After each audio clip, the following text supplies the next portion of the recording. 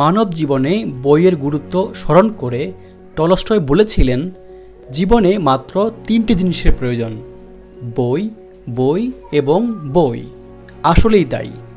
বই মানুষের জ্ঞান ও অভিজ্ঞতার দিগন্ত প্রসারিত করে, মানুষকে আলোকিত করে, মহৎ করে, তার কাঙ্ক্ষিত লক্ষ্যে পৌঁছানোর ব্যবস্থা করে।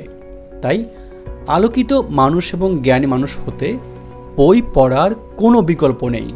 তাই আমাদেরকে ভালো পাঠক হতে হবে, কিন্তু সামনে একটা বই নিয়ে বসে পড়া শুরু করলেই ভালো পাঠক হওয়া যায় না। একজন ভালো পাঠকের কিছু স্বতন্ত্র বৈশিষ্ট্য থাকে। আজকের এই পর্বে আমরা জেনে নেব ভালো পাঠক হওয়ার 10টি উপায়। 1. সূচিপত্র পড়ুন। সূচিপত্রকে একটি বইয়ের সংক্ষিপ্ত সিলেবাস বলা হয়। সূচিপত্র বইয়ের বিষয়বস্তু নির্ধারণে যথেষ্ট সহায়ক।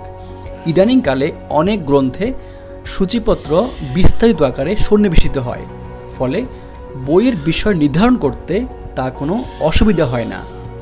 বইটি যদি নাটক, উপন্যাস বা গল্প না হয়ে কোনো সিরিয়াস বিষয় বা গবেষণামূলক বই হয়, তাহলে প্রথমে বইয়ের সূচিপত্র পড়ে নেওয়া ভালো।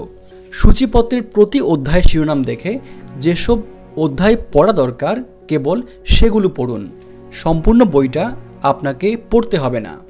2. পটভূমি পড়ুন। প্রতিটি বইতে লেখক কর্তৃক দেয়া পটভূমি থাকে। পটভূমি বইয়ের একটি গুরুত্বপূর্ণ বিষয়। কোনো বিষয়কে সহজে বোঝার জন্য পটভূমি পড়তে হয়। পটভূমিতে বইয়ের পরিচিতি, লেখক কী উদ্দেশ্যে বইটি লিখেছেন, কোন কোন রেফারেন্স বা উৎস ব্যবহার করেছেন, কোন কোন প্রতিষ্ঠান থেকে সাহায্য গ্রহণ করেছেন ইত্যাদি বিষয় সংক্ষিপ্তাকারে উপস্থাপন করা থাকে। এছাড়া বইয়ের পটভূমিতে বা প্রাক কথনে লেখকের আলাদা কিছু বক্তব্য উপস্থাপিত হয়। তাই একজন পাঠকের কোনো একটি বইয়ের মূল অংশ পড়া শুরু করার আগে পটভূমি বা প্রাক কথন পড়ে নেওয়া উচিত। 3. জ্যাকেট বা প্ল্যাফ পড়ুন। বইয়ের উভয় প্ল্যাফ প্রতিটি পাঠকেরই পড়া উচিত। বইটি লেখার উদ্দেশ্য এবং লেখকের কিছু বিবরণ প্ল্যাফে অন্তর্ভুক্ত থাকে। এছাড়াও লেখকের শিক্ষাগত যোগ্যতা, পারিবারিক বিবরণ, লেখকের অনুসন্ধিৎসু মনের অজানা কথা, কিভাবে বইটি লিখলেন, কেন লিখলেন, তিনি কতগুলো বইয়ের রচয়িতা, লেখকের বর্তমান অবস্থা ইত্যাদি সম্পর্কে প্ল্যাফে লিপিবদ্ধ থাকে। তাই বইয়ের প্ল্যাফ পড়ে বই সম্পর্কে সম্যক জ্ঞান লাভ করা ভালো পাঠকের বৈশিষ্ট্যের অন্তর্ভুক্ত। 4. বিষয়বস্তু ভালোভাবে বুঝুন। ভালো পাঠক হতে হলে পড়ার বিষয়বস্তু ভালো করে বুঝে নিতে হবে। সেজন্য অবশ্যই পড়ার বিষয়টি সুখপাঠ্য হতে হবে। বিষয়বস্তুর প্রতিটি বর্ণনা, উদ্ধৃতি, উপমা, যুক্তি, ধারাবাহিকতা সব ভালো করে বুঝে পড়তে হবে। কোনো কিছু বুঝতে না পারলে আশপাশের বিভিন্ন মাধ্যম থেকে জেনে নিতে হবে। অজানা শব্দের অর্থ, অভিধান কিংবা অন্য কোনো মাধ্যম থেকে জেনে নিতে হবে। আপনি যাই পড়বেন তা বুঝে শুনে পড়ুন এবং ধারণ করুন এবং নিয়মিত পড়তে থাকুন। আর এভাবে পড়তে থাকলে ভালো পাঠক না হয়ে কোনো উপায় নেই।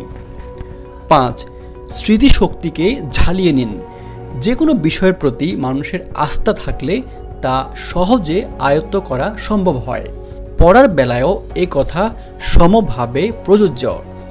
স্মৃতিশক্তিকে সবল করতে চাইলে যে কোনো বিষয়ের প্রতি পূর্ণ আস্থা রাখতে হবে। স্মৃতিশক্তিকে শক্তিশালী করার জন্য কিছুদিন পর পর পূর্বে পড়া বিষয়গুলো নিয়ে পর্যালোচনা করতে হবে। তাই একজন ভালো পাঠক মাত্রই তার পুরাতন বইপত্র 6 মাস অন্তর বা বছরান্তে পুনরায় পড়বেন, যাতে তার স্মৃতি থেকে বইটির তথ্য কখনোই মুছে না যায়। এভাবে স্মৃতিশক্তিকে প্রখর করা যেতে পারে। 6.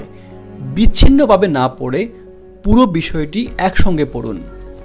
যে কোনো বই একটানা বা একচোটে পড়ার চেষ্টা করুন। একটানা পড়ার অভ্যাস গড়ে তুলুন। পড়ার বিষয় যদি অনেক বড় হয় তাহলে তা ভাগ করে পড়ুন এবং সময় নিয়ে পড়ুন। এভাবে বই পড়ায় মনোযোগ থাকে এবং বইটি সম্পর্কে সহজে জানা যায়। 1 লাইন 2 লাইন করে কখনো পড়বেন না, দু একদিন বাদ দিয়ে পড়লে বই পড়ার মনোযোগ হারিয়ে যায় এবং ঠিকমতো বইয়ের তথ্য ও বই সম্পর্কে জানা যায় না। 7.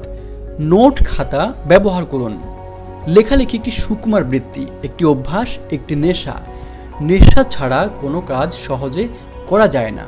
নেশায় পড়লে যে কোনো কঠিন কাজও সহজ হয়ে যায়। পড়াশোনা ছাড়া লেখালেখি করা মোটেও সম্ভব নয়, তাই লিখতে গেলে পড়তে হবে, পড়তে গেলে লিখতে হবে। আর এজন্য প্রয়োজন হয় একটি নোট খাতার। আজকের নোট আপনার আগামী দিনের পাথেয়। এই নোট খাতায় লিপিবদ্ধ থাকবে আপনার লেখার বিষয়বস্তু যা আপনি লিখে রেখেছেন।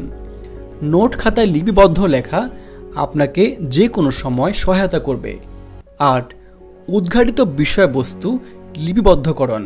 পঠিত বইটি থেকে আপনি কী বিষয়বস্তু উদ্ঘাটন করতে সক্ষম হয়েছেন, যেমন লেখককে কোনো প্রশ্ন, বইটি নিয়ে সামগ্রিকভাবে চিন্তা, কোন বিষয়টি সবচেয়ে ভালো লেগেছে, কোন বিষয় দুর্বোধ্য, কোন বিষয়ে বিরক্তিকর, ভালো পাঠক হতে পারবেন।